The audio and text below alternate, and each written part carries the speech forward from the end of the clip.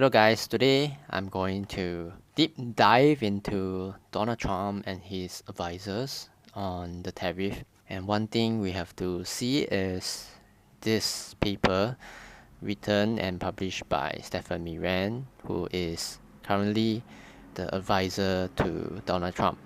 And in this paper, we can see the game plan, and this paper is called A User's Guide to Restructuring the Global Trading System, which is what they are trying to do right now.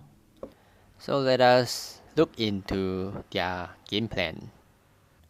First of all, Stefan Miran have written what is their goal, which is here to undertake a substantial overhaul of the international trade and financial system.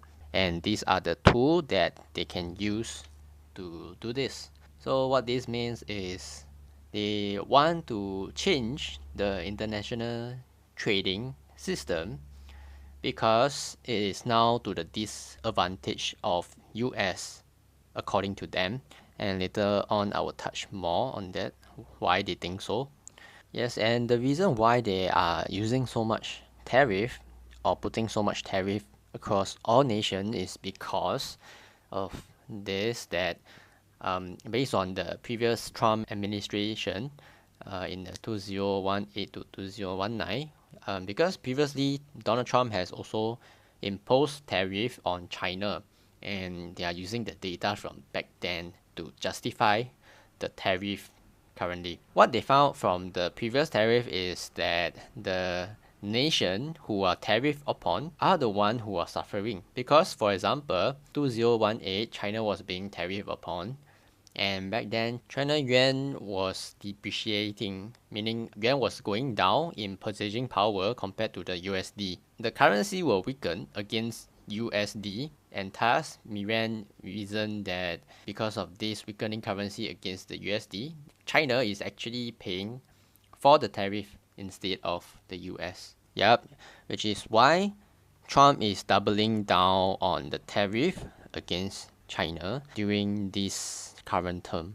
Also, the US currently run a deficit in their import, meaning they are buying more things than they are selling to other countries.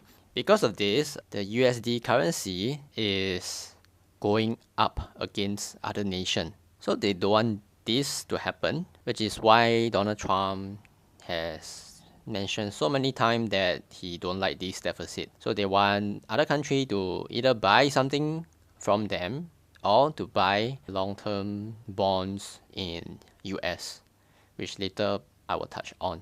According to Stefan Miran, there is 3 benefits, or rather he called it consequences, to being the world reserve currency. So number 1 is the cheaper borrowing. So because US basically can print money because they are the world reserve currency, so they are able to borrow at a cheaper rate. Number 2 is that they are the richer currency. Their currency are more expensive.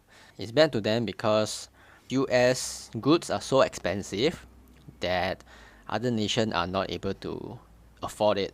Like if there's a cheaper goods from other country, those nations will just import from other nation instead of from US. So it is good for them to purchase things, but bad for them if they want to export things to other nation to sell. And number 3 being the fact that being a reserve currency means that the US is able to control the flow of money and also to control the trades going on in the nations. Because every nation is trading to the USD, there's trust in this currency, the USD. That is why the US is able to control the flow of the money and also to control the trade, according to Miran. So they do that by either freezing assets or cutting money flow to the nation. Yeah, this is something quite powerful, and only US can do this. At the same time, Stefan Miran mentioned that there is a burden for being the world reserve currency, because being the world reserve currency means that their currency is always overvalued, meaning their USD is always very expensive compared to other nations. and this will erode the competitiveness of their export. Like I said, US will not be able to export so much to other nations because their goods are so expensive compared to other countries. At the same time, the US have to provide global defense shield to the nation involved. So other nations are looking up to the US to provide defense for them when they use the USD.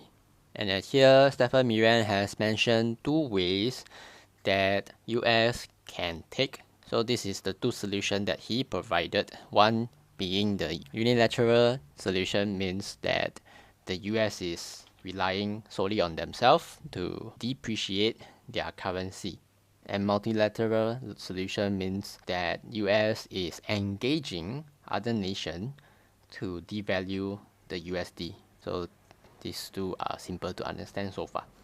So here he include that why they are doing this tariff. Both ways, unilateral and multilateral, both ways have to make use of tariff as a negotiation leverage for this. And in order to know why they are doing this, so further down in this paper, Stefan also talk about that they intend to improve international trading condition, because they feel like US is being taken advantage of. Whenever people trade with the US currency will strengthen, it will go up, and so their export will be badly affected by this expensive USD. And because their export is greatly affected, their manufacturing industry also go down, because no point the factories to create more product because they are not selling it overseas. Yep, so this is how it is.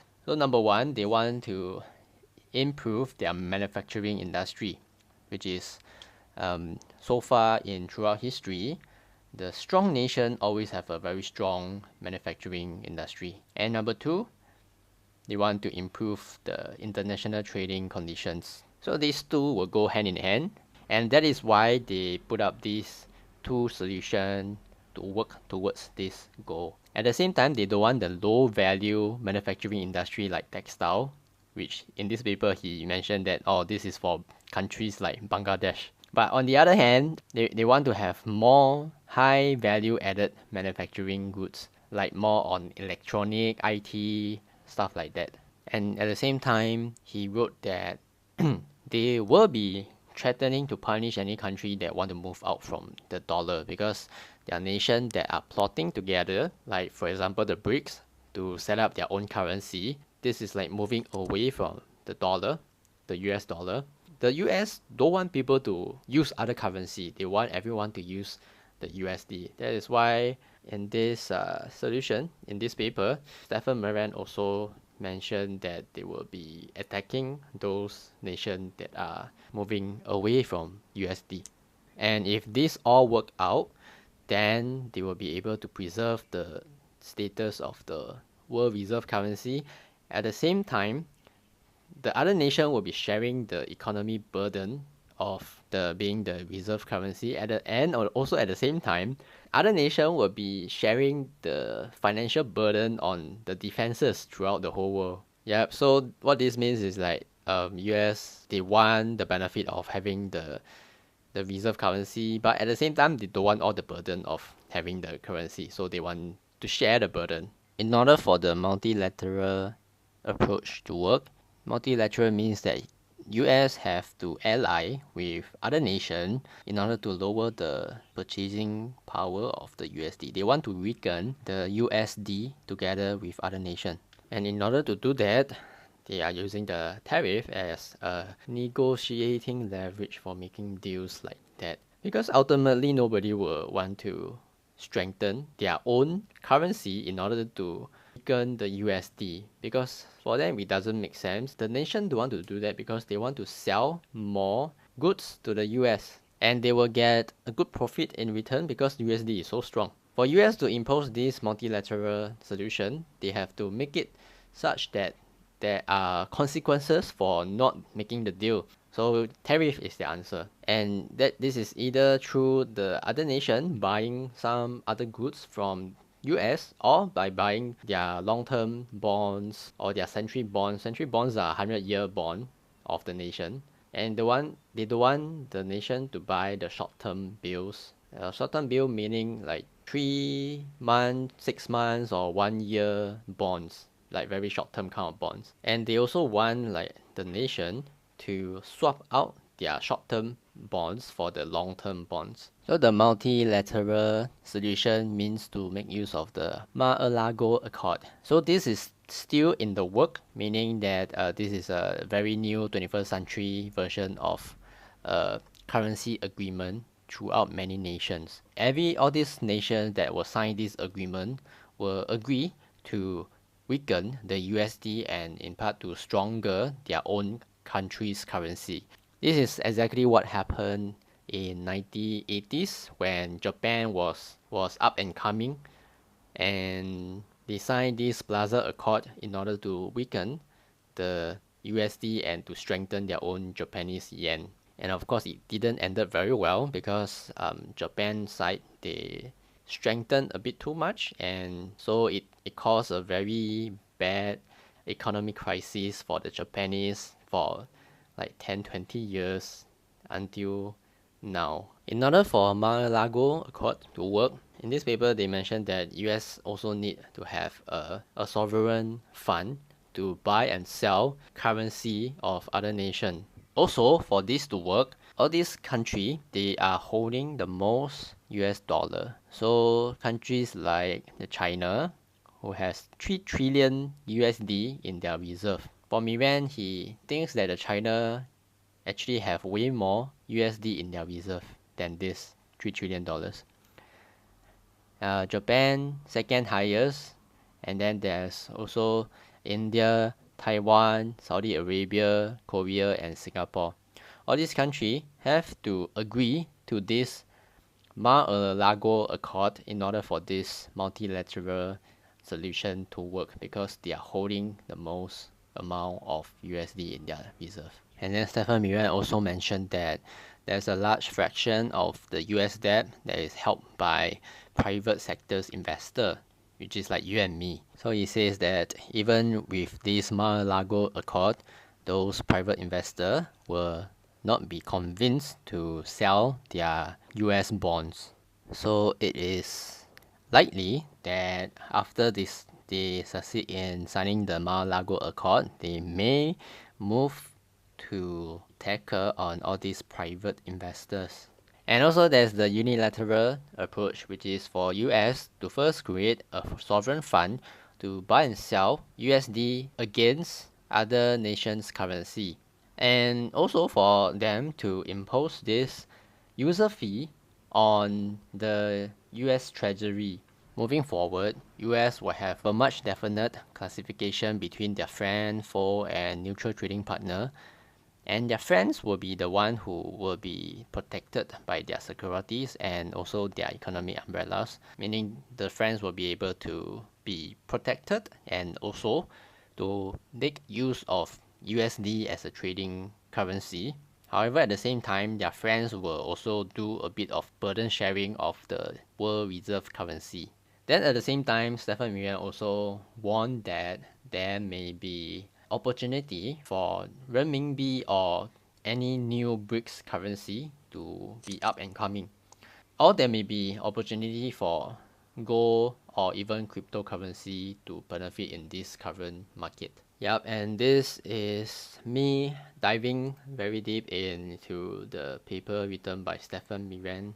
I hope this has given you more clarity in what the US is doing and their intention behind it. From here, I hope that you will be able to come to some conclusion to how to navigate through this current uncertainty in this market. And with that, that is all for today's video.